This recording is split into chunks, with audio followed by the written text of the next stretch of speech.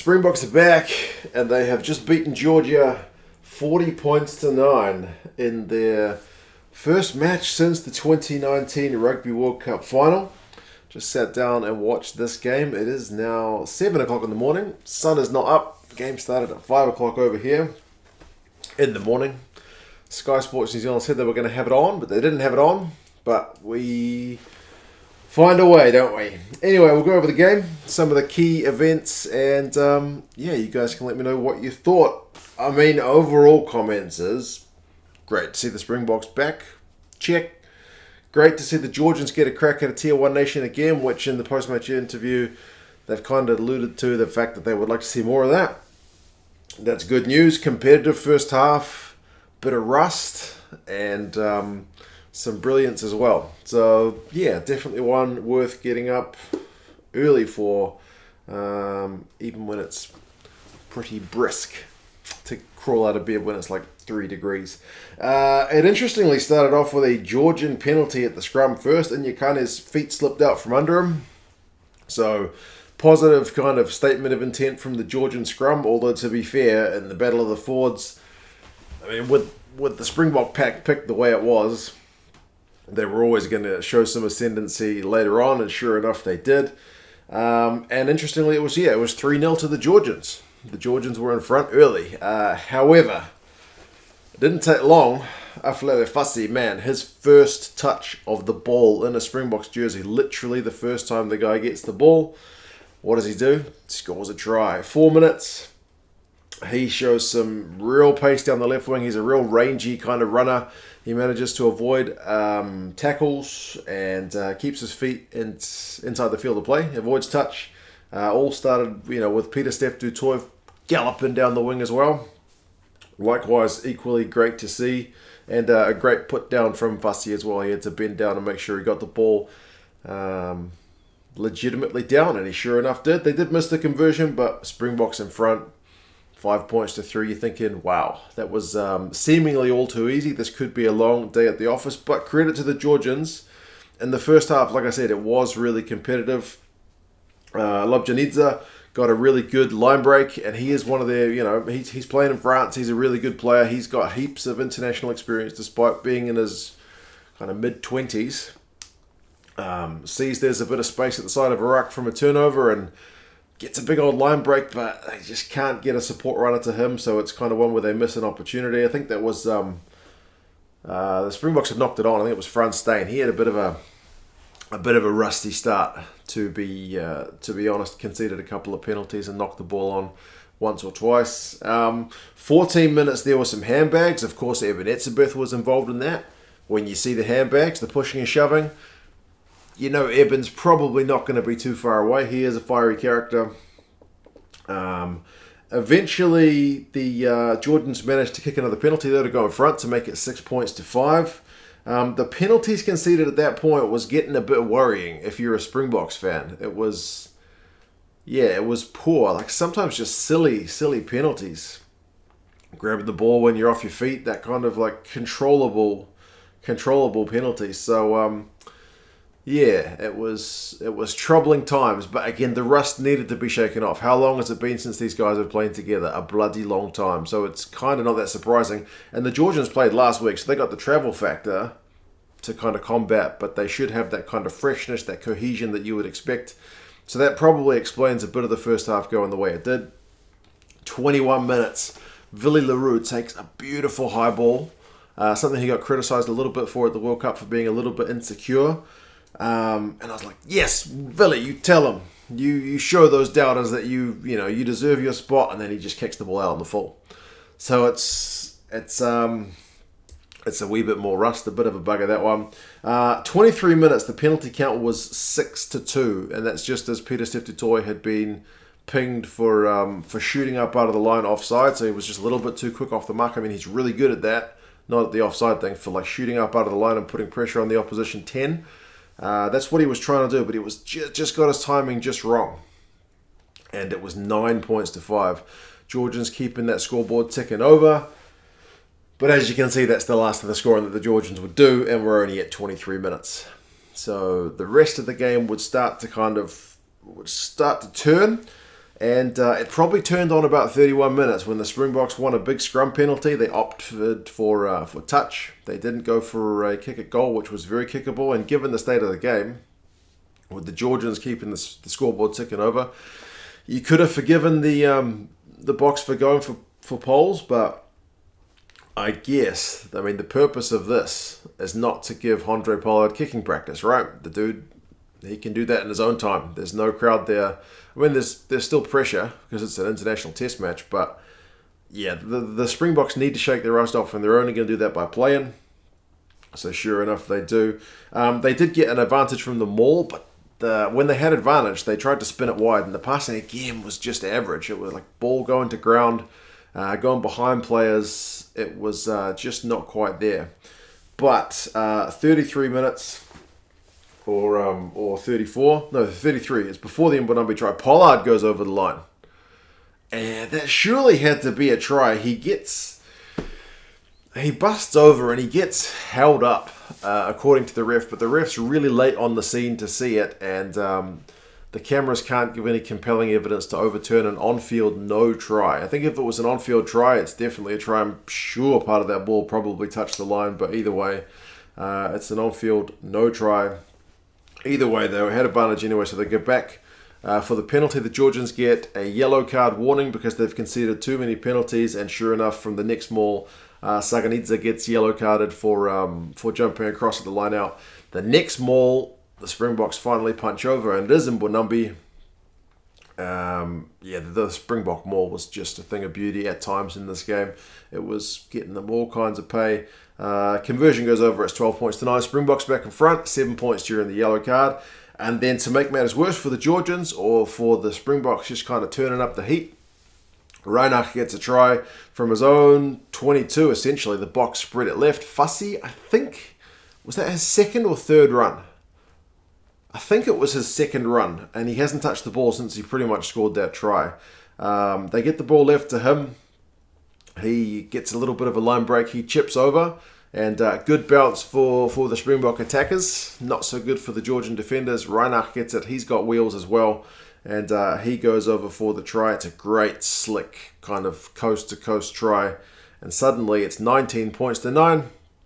And the Springboks have scored 14 points during the yellow card. So from being 9-5 down, the Springboks are starting to looking, pretty comfortable, 2 scores ahead. That's how it kind of goes in at half-time. The Georgians did miss a drop goal attempt right before half-time. You could understand it. They still had the man down and the momentum was all with the Boks. So when they finally got a bit of field position at the end of that second half, you wouldn't blame them for trying to take the 3 points, but they didn't get the droppy. Half-time stats, run meters 176 to 73 in favour of the Boks. The Boks had more possession, more territory. Clean breaks were 5-1. But knock-ons were 6-3, so the Springboks handling wasn't quite there.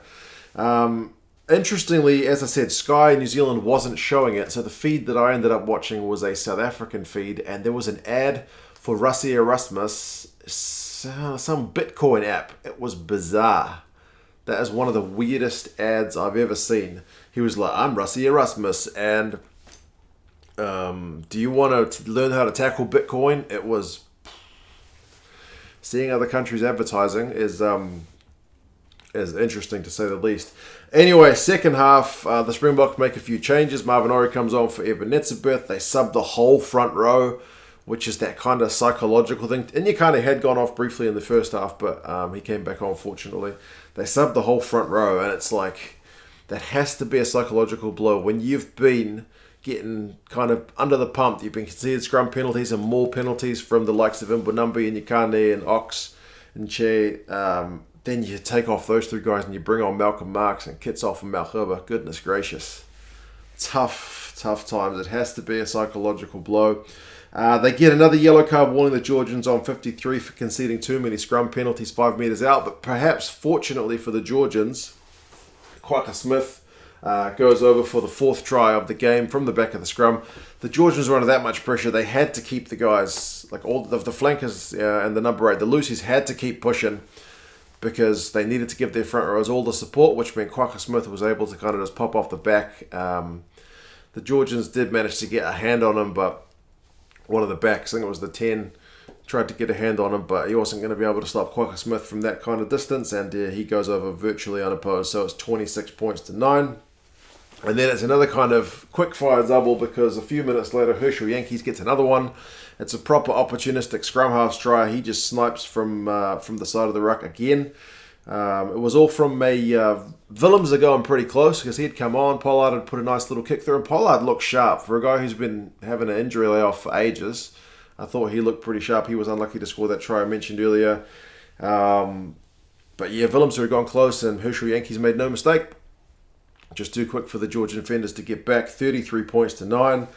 I felt a little bit sorry for the Georgians. Like on 61 minutes, I think maybe the Georgian replacement scrum half couldn't understand the ref, because when the Georgian guys put in a kick and they had so little ball in that second half, they finally put in a kick. The ref's yelling at them like, stop running, stay back, because you're in front of the kicker. And there's no crowd, so I think he has to have heard him, but he doesn't stop running, and then they concede a penalty. So it's just what they didn't need. 68 minutes, Malcolm Marx gets another maul try for the Boks. Like I mentioned, their maul was just too dominant. It's 40 points to 9. 70 minutes, there's more handbags. I think the Georgian guys are getting a bit frustrated by that point. Willie LaRue is giving them a bit of talk, and the reaction's not great. I would have thought, though, from a South African point of view, you need to be avoiding all that kind of stuff. I know you don't take any nonsense from your opponents, but nobody wants to get suspended or anything right before a Lions tour. So, yeah, man, they were up 40 points to 9, so there's no need for them to get involved in it. Maybe the South Africans take their foot off the gas a little bit. Elton Yankees comes on. He looks a bit rusty as well. I mean, he got the conversion for the Marks try, which was pretty sharp, but yeah, he threw a wide pass to Speckman out on the right wing, who didn't have anything going for him in terms of opportunities to really score. To be fair, he was in the right position, but the execution to get to him wasn't great. They probably should have just gone through the hands for that one. And then 76 minutes, a cross kick was too big, so from Elton. So he probably needs a little bit more game time as well, because, yeah, the rust was still a wee bit there. But, yeah, man, totally dominant second half performance. Credit to the Georgians in that first half. And as I mentioned, they started the sharper. The Boks took a wee while to shake off the rust, but when they did, they were looking pretty sharp. So, yeah, possession finish is 67-33, territory 75-25. The second half territory was 81-19, so like absolutely one-sided. Run meters 391 to 111. Tackling percentage, the Georgians had to make 184 tackles. They made 87%, but like there's no missed tackle for the Herschel try. There's no missed tackle for the two Maul tries. It's just, you know, the whole team's powering over, and Herschel's just sniping before anyone can even try to make a tackle. So the tackling percentage of 87% is okay. The Boks were at 83%, which is like okay, but not as high as they've been in the past for sure. Clean break 7-2 speaks to the sharpness of the Boks guys, and the defense mainly keeping the Georgians relatively quiet. Penalties conceded for the Georgians pretty costly, 16. Although I mentioned the Boks accumulated a few, especially in that first half, 11. Total turnovers conceded, maybe one area of concern for the Boks, 13 in the game. The Georgians 8, but the Georgians didn't have that much ball, so their number is not that great, given they had 33% of the ball. But it's to be expected for the Boks anyway, because they haven't played for ages. So yes, I think we will expect that to see. Maybe that number should drop a little bit if the conditions are similar in their next game against Georgia in a week's time. But yeah, man, individuals, Fussy Water debut, 78 run meters, 2 clean breaks, 2 defenders beaten, a try assist and a try with your first touch of the ball. Dude looks the business. Quacker Smith has 4 defenders beaten. He's the top guy for the Springboks in that department. Kevaladze, the outside centre for the Georgians, makes 29 tackles.